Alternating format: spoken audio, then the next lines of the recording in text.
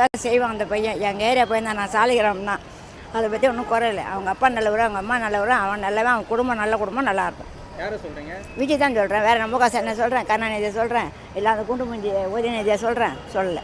Okay, இப்போ கரூரில் வந்து அந்த இறந்தாங்கல்ல அவரை பார்க்க வந்து அந்த குடும்பங்கள் உள்ளவங்களுக்குலாம் அரசாங்க வேலை கொடுத்துக்கிறாரு, எல்லாரும் கொடுத்துருக்காரு. 31 பேர் கொடுத்துருக்காரு. அது வந்து சில பேருக்கு எதிர்க்கிறாங்க. ஏன் காரணம்? அது உனக்கும் அதுக்கு என்ன சம்மந்தம்?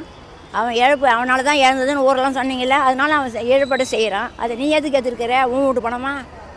உன் வீட்டு பணத்தை ஒன்றும் கையாளலையே, எடுத்து செலவு பண்ணலையே, ஊராவில் போய் கடன் கேட்கலையே. அவன் தான் சொல்லிக்கிறேன், நான் மக்கள் பணத்தை செலவு பண்ண மாட்டேன், பண்ணவங்களே நான் விட மாட்டேன்னுக்கிறேன். இதுக்கு மேலே என்ன வேணும்? சும்மா நோண்டிக்கினே இருந்தால் என்ன அர்த்தம்? ஒரு மனுஷனை ஒன்றை கூட வெறுப்பேற்றக்கூடாது. ஒரு மனுஷனுக்கு ஒரு முறை தான் கோவம் வரும், பல முறை கோவம் வந்தால் அவன் மனுஷனாக இருக்க மாட்டான். அதான் நேற்று ரொம்ப ஆவேசமாக வருத்தப்பட்டு பேசினாரு, பேப்பரில் போட்டுக்கிறேன், நல்லா பேசியிருக்காரு.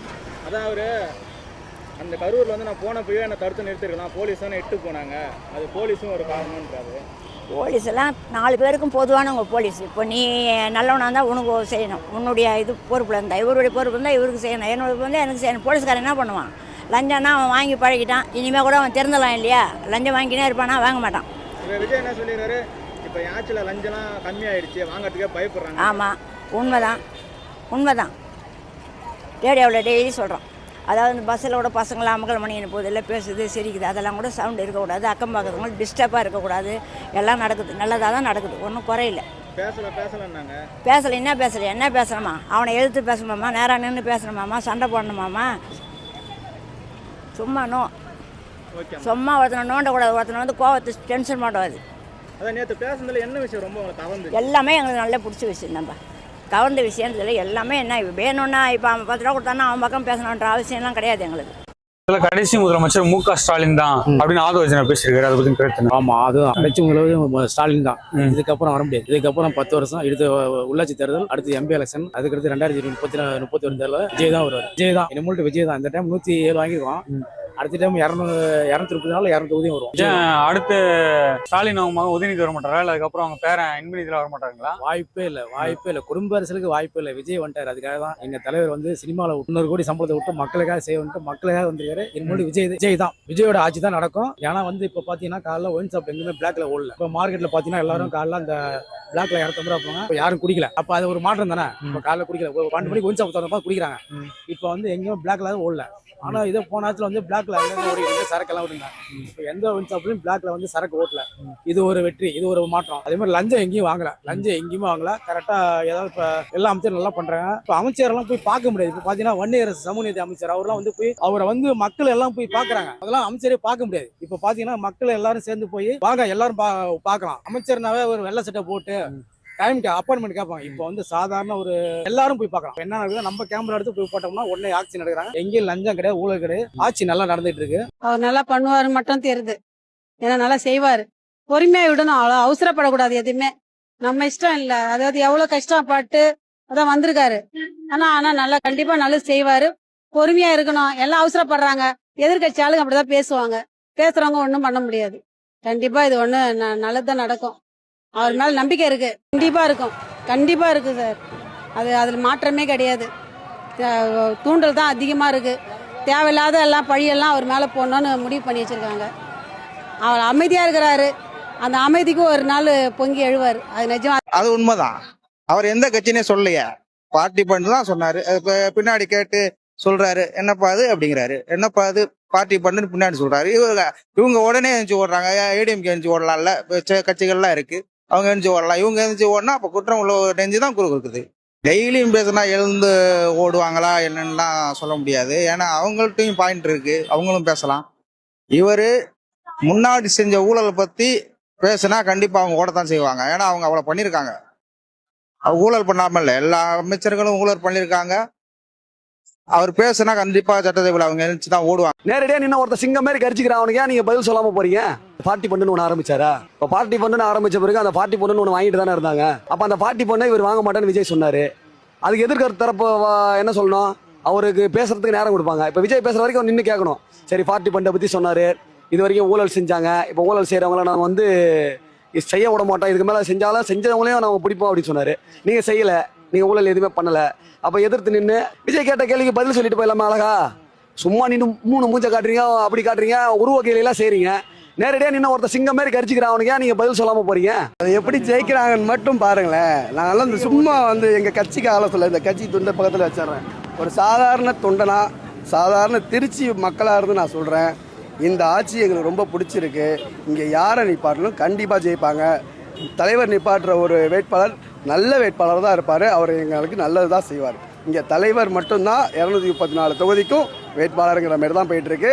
அவருடைய தலைமையில் இந்த தமிழகம் கண்டிப்பாக செயல்படும். இந்த திருச்சி கிழக்கில் நிற்க போகிற வேட்பாளர் 100% வெற்றியை கண்டிப்பாக இல்லை. 6 மாத காலத்தில் எங்கே இடைத்தேர்தல் இல்லாமல் ரீஎலெக்ஷன் வந்துருமோங்கிற பயத்தில் அவங்க செயல்பட்டு இருக்காங்க. அது எல்லா மக்களுக்கும் தெரிஞ்ச ஒரு உண்மை தான். முடிஞ்சா இந்த 6 மாசத்துக்குள்ள ஆட்சியை கலைச்சி பார்க்க சொல்லுங்க, ரீஎலெக்ஷன் வைக்க சொல்லுங்க, பார்ப்போம்.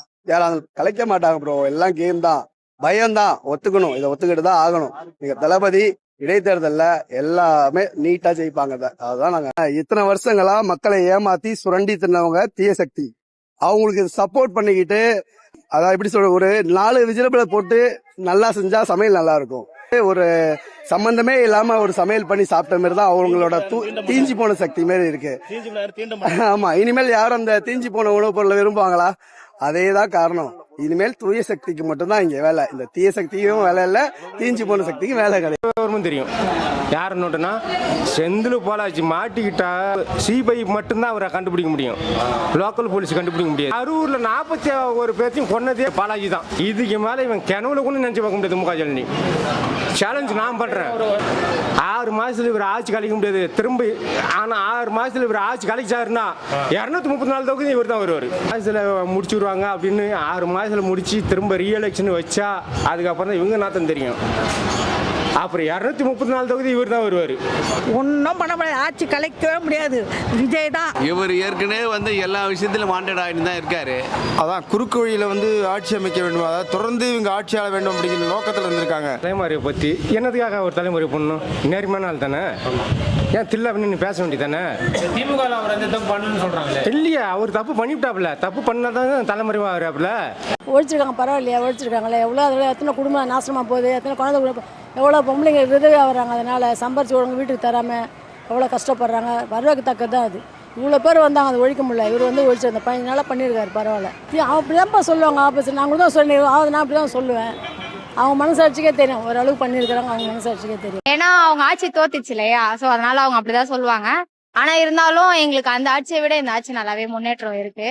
இன்னும் நாங்க நிறைய அண்ணன் பண்ணுவாருன்றதை எதிர்பார்க்கிறோம். இன்னும் பசங்களோட எஜுகேஷன்லாம் இன்னும் நல்லா கொண்டு வந்தா நல்லா இருக்கும். கட்சி பேசுவான் தான் காலங்காலமா, அப்பல இருந்து தாத்துல இருந்து பசங்கள்ல இருந்து குடும்பமா வம்சமா பண்றவங்க திடீர்னு ஒரு மாற்றம் அந்த ஒரு போஸ்டிங் ஆனா யாருக்காவது கோவம் இருக்குமா இருக்க செய்யாதா? அதுல வயிற்றுல கத்ததான் செய்வாங்க. அதை தளபதி கண்டுக்கவே வேணான்ட்டாரு. நம்ம அமைதியா இருக்கணும், அவ்வளவுதான். அமைதியா அகிம்சாவாதியா. இப்ப அகிம்சா காந்தி என்ன பண்ணாரு? அமைதியா இருந்தாரு பாத்தீங்களா? அதே மாதிரி அமைதியான்ட்டு போனா அவ்வளவுதான். தளபதிக்கு நம்ம செய்யற ஒரே ஒரு விஷயம்னா எந்த கெட்ட விஷயம் செய்யக்கூடாது. அமைதியான்ட்டு போனா சூப்பரா பண்ணி கொடுப்பாரு பாருங்க தலைப்பா. அரசியல்வாதிங்க காலங்காலமா இருக்கிறவங்க அவங்களுக்கு வயிற்று இருக்கதான் செய்யும். கண்டவங்க பார்த்து மலையை பார்த்து எல்லாரும் என்ன பண்ணுவாங்க? எவ்வளவு பேர் இருக்காங்க, மலையை பார்த்து எல்லாரும் பண்றவங்க பண்ணிட்டு தான் இருப்பாங்க. ஆனா தளபதி ஏன்னா பேசுறாரு பாத்தீங்கன்னா அனாவசியமான வார்த்தை. ஒரே ஸ்மைல் போதும் அவருக்கு, தேவையில்லாத பேச்சு கேட இல்ல. நீ எதனா பேசின்னு போ, எதனா பண்ணின்னு போ, நான் செய்யறத செய்யணும் அவரே இறங்கி செய்யறாருப்பா. கண்டிப்பா அதுக்கு ஒரு தீர்வு கிடைக்கும். மாற்றம் கண்டிப்பா இருக்குது. இப்போ கல்குவாரி எல்லாம் மூடி இருக்கிறாங்க. கோயில்ல எல்லாம் லஞ்சம் வாங்குறதெல்லாம் இது பண்ணிருக்காங்க. அதெல்லாம் ரொம்ப வரவேற்கத்தக்க விஷயம் தான். இன்னும் நிறைய விஷயங்கள்லாம் நம்ம கண்ணுக்கு தெரியாம இருக்குது. அதெல்லாம் நடைமுறைக்கு வந்தா நல்லா இருக்கும். கண்டிப்பா மாற்றம் தான். எல்லாருக்குமே ஒரு பயம் வந்திருக்கு. இந்த லஞ்சம் வாங்குறது அப்படிங்கிற ஒரு விஷயத்துல பயம் வந்திருக்கு. அது நான் என்ன சொல்றது, நான் ஒரு ஃபீல்டில் இருக்கிறதுனால எனக்கு தெரியுது. எல்லாத்துமே ஒரு கிளியரன்ஸ் இருக்கு. முன்னாடி அப்படி கிடையாது. அப்படித்தான் போடா வாடா அந்த ஒரு லெவல்ல இருக்கும். என்ன சொல்றது, இவனை போய்ப்பாரு அவனை போய்ப்பாரு, என்ன கொடுத்தாலும் லஞ்சம் கொடுத்துதான் ஆகணும். இப்போ லஞ்சம் பேசுறதுக்கே வாங்குறாங்களா இல்லையான்னு தெரியாது. இப்ப நான் கொடுத்து பார்க்கல. ஆனா இப்ப அது கொஞ்சம் மறைமுகமா பண்றாங்களோ தெரியல. ஆப்போசிட் கட்சின்னு அந்த மாதிரி தானே பேச செய்வாங்க. அதுக்கு நம்ம பிடிச்சிட்டு ஒன்றும் பண்ண முடியாது. அவர் இப்பதான் வந்திருக்காரு. அவரு கொஞ்சம் நம்ம டைம் கொடுக்கணும். அவர் என்ன பண்றாருன்னு பாக்கணும். அதுக்குள்ளேயே அப்படி இப்படின்னு பேசலாம் எப்படி? அது நல்லா இருக்காது இல்லையா? கொஞ்சம் டைம் கொடுக்கணும் அவருக்கு. அவர் யார் வந்தாலும் பேசதாங்க செய்வாரு. யார் வந்தா பேசல, அவர் பேசதான் செய்வாரு. அதெல்லாம் கண்டுக்க கூடாது நீங்க. இல்ல, அவருக்கு டைம் கொடுக்கணும் தான் எல்லாருமே சொல்லிட்டு இருக்கோம். கேள்வி எல்லாம் யாருமே கேட்கல. டைம் கொடுங்க. வயசானவங்க கொண்டு சின்ன பசங்க முதற்கொண்டு இப்பதானே வந்திருக்காரு. கொஞ்சம் டைம் கொடுங்க. அதுக்கேற்ற மாதிரி பண்ணுவாரு. ஏன்னா முத வாட்டி ஜெயிச்சிருக்கிறதே பெரிய விஷயம். யாருமே நம்பவே இல்லை அவர் வருவாரு அப்படின்ட்டு. ஆனா அவர் ஜெயிச்சுட்டாரு. அதுக்கேற்ற மாதிரி டைம் கொடுப்பேன். கம்ப்ளீட்டா எல்லாமே நல்லா தான் நடக்கும். 50 வருஷமா கொள்ளையடிக்க விட்டுட்டு எடுத்த உடனே 30 நாள்ல அப்படி ஆச்சு சொல்றதுல அர்த்தம் இல்ல. டைம் கொடுக்கணும். ஏடிஎம்கே டிஎம்கே ரெண்டுமே ஒண்ணுதான். இவன் கொள்ளையடிக்கிறான், அவன் வந்து இது பண்றான், அவன் கொள்ளையடிக்கிறான், இவன் ரெண்டு பேருக்கும் ஒண்ணுக்குள்ள ஒண்ணு இதுவா தான் இருக்காங்க. அவ்வளவு புறையோடி கிடக்கு, எல்லாம் லஞ்சம் புறையோடி கிடக்கு. அதெல்லாம் ஓவர் நைட்ல பண்ண முடியாது. ஒரு டேர்ம் விட்டு பார்க்கணும். 5 இயர்ஸ்ல என்ன பண்றாங்கன்னு பார்க்கணும். அதுக்கப்புறம் எதுவும் சரியில்லைன்னா இதையும் மாத்த வேண்டியதான். புதுசா வந்த விஜய் வந்து எவ்வளவு எந்த அளவுக்கு தூய்மையா இருக்கான்றதை பொறுத்து இருக்கு. Minimum it has to be DMK மேல பழி போடுறதுங்கிறது சரியா? அவங்க போடுறதுனா இவர் கவுண்டர் தான் பண்றாரு. இவர் பழி போடல. அவங்க வந்து இவர் என்ன பண்ணாலும் குறை சொல்றாங்க. இவங்க காலத்துல இருந்து நடந்துட்டு இருக்கு தொல்லை. என்ன பல்கலைக்கழகம் அந்த அப்புறம் கோயம்புத்தூர் இதெல்லாம் இவங்க என்ன ஆக்ஷன் எடுத்தா இன்னும் அந்த சார் அந்த சார்னு கேள்வி கேட்டுட்டு தான் இருக்காங்க. அல்ல இவங்க எந்த ஆக்ஷன் எடுக்காம இவர் ஆட்சி வரும்போது இது பண்ணல இது பண்ணலன்னு சொல்லி, அதாவது இவங்களுக்கு ஆட்சி இல்லாமல் இவங்களால இருக்க முடியல டிஎம்கேவால. ஸோ அதை வந்து மறைக்கிறதுக்கு அவங்க ஏதோ இது பண்ணிட்டு இருக்காங்க. இன்னொரு வார்த்தை கேட்குறேன், ஒரு 5 நிமிஷம் முடிச்சிடமா? ஏமா இப்போதான் ஆட்சிக்கு வந்து 60 நாள் ஆகுது. 2500 கொடுக்குறீங்க, குடுன்றாப்பல. மனசாட்சி உள்ள பெண்களே நீங்களாம் சொல்லுங்க, பின்னாடி இருங்களும் கேட்குறேன். திமுக ஆட்சிக்கு வந்து 1000 ரூபாய் உங்களுக்கு பணம் எப்போ கொடுத்துது?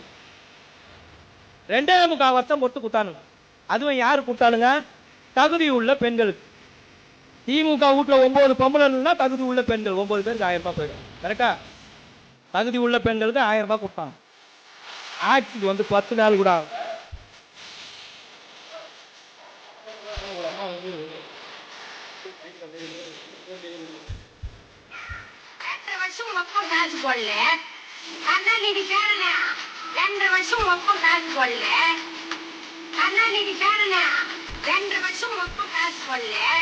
இப்போ உடனே என்று எதுக்கு டாக்டர் கூட 10 கோடி கடத்த வயசு போய்க்கிறேன் உப்பா என் ஊரை அமைச்சுங்க கம்மியாட்டீங்களா? டேய் அசிங்கமா கேட்பேன்.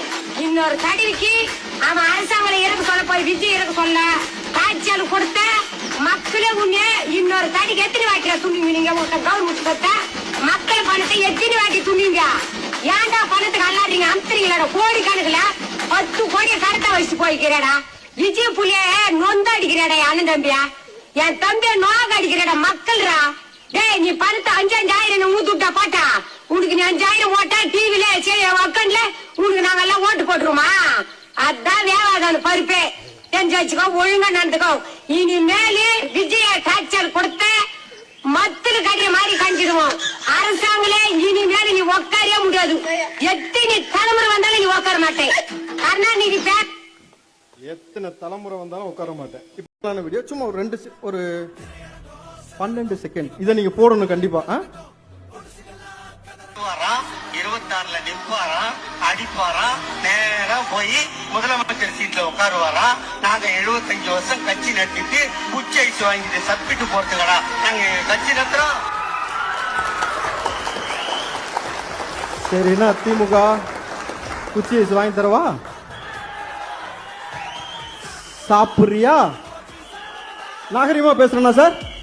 இல்லை நான் நாகரிகமாக தான் பேசுவேன். ஏன்னா 75 வருஷம் கட்சி நேராக வருவாராம், சிஎம்மா இருப்பாராம், நாங்கள் குச்சி ஐசி வச்சு இப்போ எங்கே உட்காந்துருக்காருன்னு தெரியல. நிறைய குச்சி ஐசி வாங்கி கொடுத்துருக்காங்க போட்டுருக்கு நம்ம பசங்க. ஆளை காணோம் சார், வெளியில் பார்க்க முடிஞ்சு சார். நீங்கள் எங்களை வெக்கம் இல்லாமல் பேசுறீங்க. எப்பா ஒரு நாள் கூட சிஎம் ஆக்கி விடக்கூடாதுன்றதற்காக தொடர்ச்சியாக நீங்கள் முயற்சி எடுத்திருக்கீங்க. இன்னைக்கு 10 பேர் அதுக்காக கைது செய்யப்பட்டிருக்காங்க. 180 கோடி வரைக்கும் பேரம் பேசிட்டு வெக்கம் இல்லாம நீ வந்து குதிரை பேரம் நீங்க பேசுறீங்க. எனக்கு ரொம்ப ஆச்சரியமா இருக்கு. 180 கோடி வரைக்கும் பேரம் பேசி இந்த ஆட்சியை கவிழ்ப்பதற்காக இன்னைக்கு 10 பேரை அரெஸ்ட் பண்ணிருக்கு. நீங்க எங்களை குதிரை பேரம் பேசியிருக்கிற. நல்வாய்ப்பாக நீ ஆட்சியை கவுத்திருந்தியோ மறுபடியும் எடப்பாடியும் தோத்திருப்பாரு, ஸ்டாலினும் தோத்திருப்ப. 234 தொகுதியில உங்க 2 கட்சியும் ஜென்மத்துக்கு வந்திருக்காது. ஜென்மத்துக்கு வர்றதுக்கான வாய்ப்பே இருந்திருக்கிறது. அதாவது விஜயகாந்த் அடிச்சாரு அடியில, தளபதியோட அண்ணன் விஜயகாந்த் அடிச்ச அடியில எதிர்கட்சியா தான் வரல, தளபதி அடிச்சாரு, எம்எல்ஏவா கூட வரல ஒருத்தர் கோத்தூர்ல. அவர் பேரு ஸ்டாலின் அவர்கள். நீங்க எப்படிப்பட்ட நிர்வாகம்? ஆளுநர் வந்து அவர் அடாவித்தனம் பண்றாரு, மாநில சுயாட்சி மேல கை வைக்கிறாரு. ஆனா இந்த தாவேகா வந்து மாற்றாக்க போதான். நிறைவா ஒரு செய்தி தான்.